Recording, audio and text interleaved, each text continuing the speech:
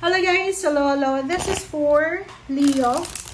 Leo, welcome dito sa aking channel, Kapalaran 888. Welcome. Alamin natin ko ng messages, vibration, energy, gabay para sa lahat ng Leo. General reading tayo. Weekly tarot reading. Bi-weekly siya. Blood Moon, Justice. Wow, 30. Congratulations. Okay.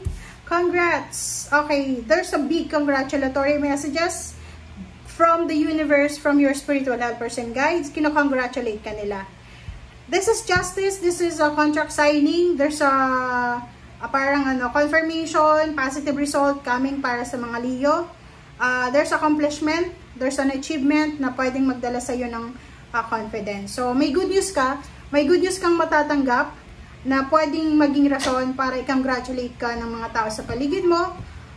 There's a good news din na pwedeng magdala sa iyo ng high self-esteem, di ba? Magiging proud ka sa sarili mo. Okay? There's a good karma coming. This is karmic justice, karmic blessings, karmic contract, or any karmic lessons na posibleng darating sa iyo. Okay. Leo.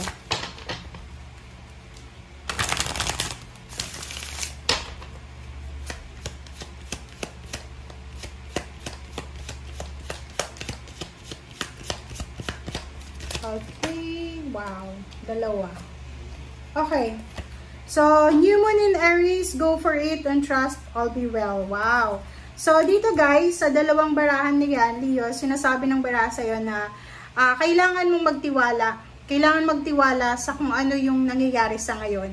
Okay, and kung ano man ito na ino-offer sa'yo, it's either a contract signing, ano pa ba, lahat ng klase ng ino-offer sa'yo, tanggapin mo daw, Leo. And if may anak ka, kapatid na Virgo, or may kamag-anak kang Virgo na marami siyang plano para sa sarili niya, kailangan mo daw na magtiwala sa lahat ng plano niya. Okay? Pwedeng ikaw yan, na may anak ka, asawa na Virgo or kapatid, na meron siyang isinasangguni sa'yo eh. Meron siyang kumbaga hinihinging advice sa'yo about sa mga plano niya. So, supportahan mo na lang. Okay. Thank you. Leo. Alright. Okay. Page of Swords. There's an incoming good news for the 2026. Okay. Na ngayon mismo, nararamdaman mo na.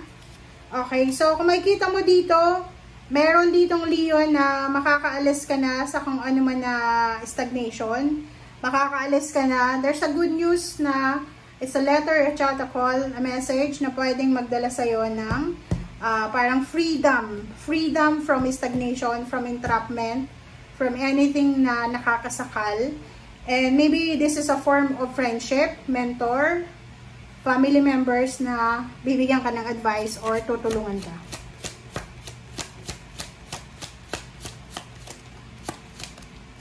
Alright, next is, diba? Direction. So, sinasabi ng baraha sa'yo dito na there's a direction na darating sa'yo. Okay? May direction na posibleng darating sa'yo na pwedeng ito na talaga ang maging katuparan ng pangarap mo. But there's a devil card. So, may mga temptation dito, Leo. So, ibig sabihin, mag-iingat ka. Like for example, kung ikaw ay Leo na business person, posibleng for the past few years, medyo hindi naging maganda yung business mo. And this month of December or going to 2026, possible na makatanggap ka ng isang napakalaking kontrata, contract signing. This Hierophant is para siyang big investment. Mayaman na tao, mayaman na company. Ang problema lang dito, etong the devil na to. Kung may Capricorn ka na kasama sa trabaho, ka-partner, huwag kang makikinig sa mga sinasabi niya. Okay? And huwag ka din makikinig sa mga advices sa'yo ng mga tao sa paligid mo. Give up. I-give up mo daw kung ano man yan. Na mga temptation na yan or kano pa man yan. Wow! Victory and success! Congratulations! Oh! Diba? Good job! Di ba, Leo, sinasabi ng pera sa'yo dito na ihanda mo yung sarili mo. You need to prepare yourself para sa incoming money. Job offer, business offer, contract signing, good news, victory and success, promotion, salary increase, travel, celebration of love, celebration of success, recognition. Maraming magko-congratulate sa'yo. You will receive congratulatory messages from sa social media, through social media, or sa personal. Two of Wands. Diba? So, marami kang if it's about job, maraming offer, job offer, business offer, marami kang matatanggap na love offer din. So, kung ikaw ay looking for love life, sinasabi ng bara sa'yo dito na may matatanggap kang offer. Kaso lang, mag-iingat ka kasi, alam mo sa panahon ngayon, hindi natin sigurado kung anong intention ng mga tao sa paligid natin. Okay?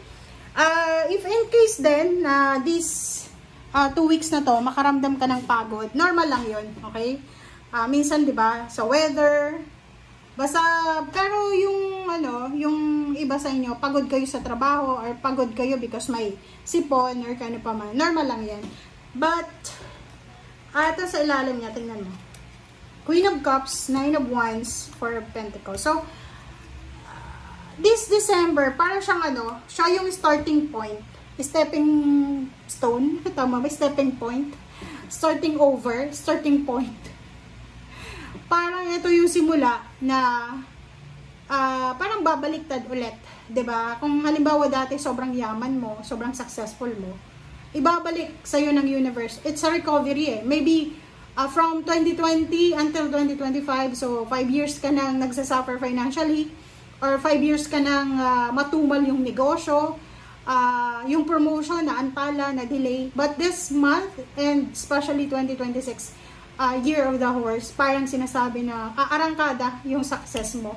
There's a recovery of finances, there's a completion, there's a achievements. Yun, maraming congratulatory messages ka na matatanggap simula ngayong December. Tuloy-tuloy siya. Okay? Tuloy-tuloy siya. And the justice is here. This is your karma. This is your good karma. So, kumbaga, pinagpaguran mo yan, pinagpuyatan mo yan, sinacrifice mo yan. Ngayong December or sa 2026, marirealize mo na, kaya pala ang tagal na ito eh. Kasi ang ganda. Diba?